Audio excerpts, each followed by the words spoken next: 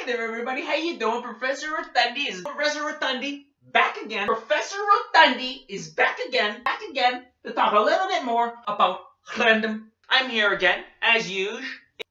You may.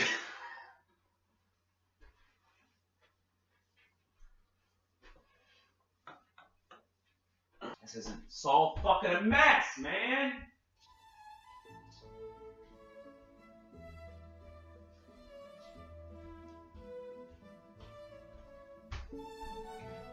Hey there, everybody. How you doing? Professor Rotundi is back again to bring up another episode of Random Shakespeare.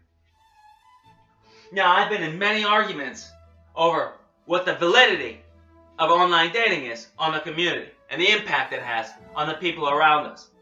And the arguments stem from this. And this is the person out there. He'll argue with me. He'll say, "Hey, Rotundi, I know you love online dating. Sure you do. You may have gone on a few dates. You may have found somebody you truly love," which I haven't, but he didn't know that at the time. But let me tell you, your infatuation with online dating is affecting all of us out here, including the people that don't use it. Oh, I can't believe he said that. How can a guy who's so obtuse steep to a level that's even lower than obtusion? He went to a level that's so low that I had to question my allegiance to his friendship. What he said was, "Rotundi, because you and people who are out there are using online dating, it's affecting all us other guys who don't like it." And I say, "How? What gives? How is that even possible? What are you even talking about?" He goes, "Rotundi, I went on a little bit of a camping trip the other day, and I ran into a chick. And I would have scored with her 16 times till next Tuesday if it wasn't for online dating." I said, "You're losing me." Hey, I say to the guy, "Could you please explain that to me? You're looking at a guy with more PhDs and SHDs, Shakespeare's honorary degrees, than he knows what to do with.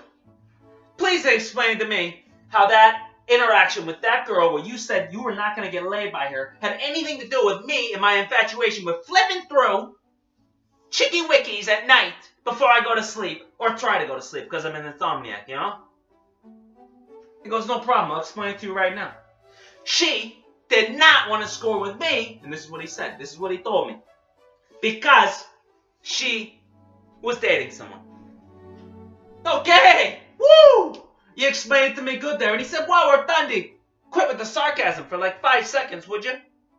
Come back to reality and be a little serious in your life. You only get to live once. You only get to live once." And he goes, "Rotundi, the point you're missing is, and completely going over your head, is the fact that she met this person online. Now, if she never had met this person online, then she would have been in that moment, single as hell. And I would have had a chance to score with her 16 times the next Tuesday." Oh, you already said that one. Or was I already saying that one? I don't know. However, I say, look, buddy, I get what you're saying. I understand that, where you're coming from, thinking that online dating is affecting your life. However, if we want to get deep and philosophical, Bertrand Russell kind of philosophy, hell, we got to go deeper than that. I can fight fire with fire. That's what I tell him. We're going to fight fire with fire. Your problem is that you think online dating is ruining the world. And I'm going to tell you this right now. That girl that you stalked, she was single because she was going online and finding people? Well, let's just step back for a second and go back 10 years and pretend that online dating wasn't even as popular or barely even existed in the shape and form that it exists today. What would be the scenario? What would be the case? Why would she be single in that case? Because when you remove online dating from the situation, what happens is that people in the world are just better at meeting each other in real life. It's when you introduce online dating that it reduces and removes the skill from humanity.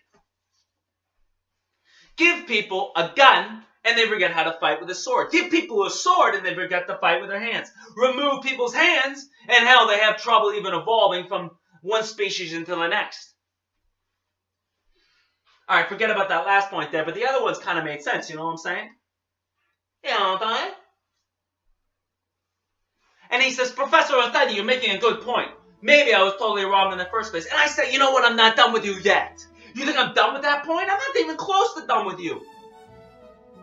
Even if she had someone who she met online. And if you think online dating has ruined this world, and you think it's something that's artificial, and you think that the relationships that are founded in online dating are so fragile and meaningless, then how could you, right there in that moment, not convince her to go with you? A real man, a Romeo, someone who's astute and well-read in the literature of the world.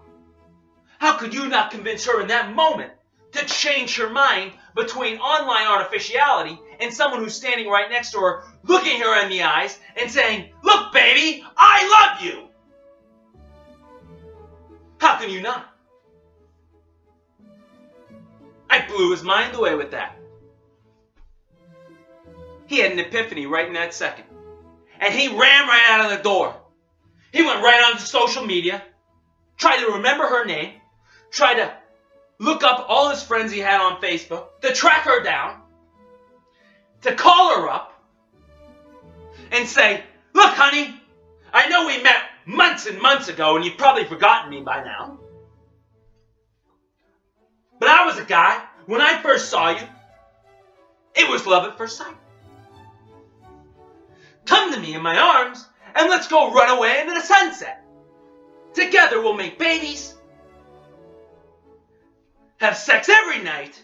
It'll be fantastic, maybe 4 times a day. And life will be wonderful as we know. I think that's one hell of a story.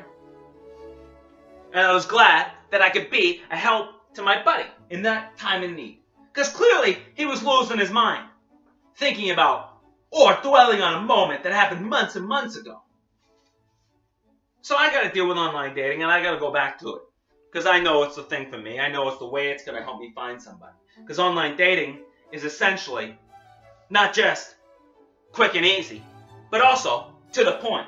And also, it fits my specific needs and what I'm looking for in a gal. See, when you're someone like myself, and you know what turns you on and what doesn't turn you on, you know what gets you going and doesn't get you going, you can't just expect to find that in the real world. You got to just look through the online database. So after a while last night, looking through the online database, trying to figure out if these people were fitting the criterion for what I have for my dream woman, yeah, a few of them may have fit, and I said yes, and most of them didn't fit. This morning I woke up to the dismay of my own self-delusion. I never had been working on online dating to begin with. And actually that guy, who I said, you better go back and reanalyze your life, you better think twice about online dating, well, that was me. And that was an argument I was having with myself. I never did find that girl after hours and hours and hours of stalking the internet, trying to figure out what the hell happened to her. That was me. And it wasn't the first time that happened. Hell, I pretty much do it every 4 months. It's what the French call the old golden staircase. Where you are constantly living a life in the rearview mirror, thinking, only if I had just said that, only if I had done that.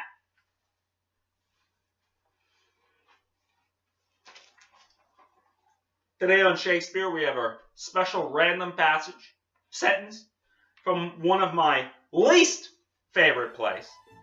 Possibly the one I shouldn't even be doing because I hate it so much. It's from The Merchant of Venice.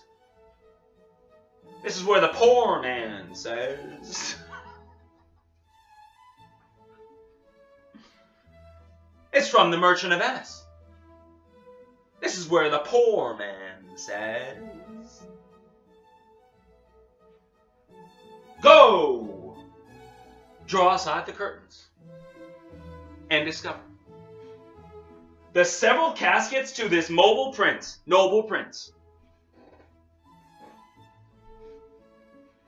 The poor man.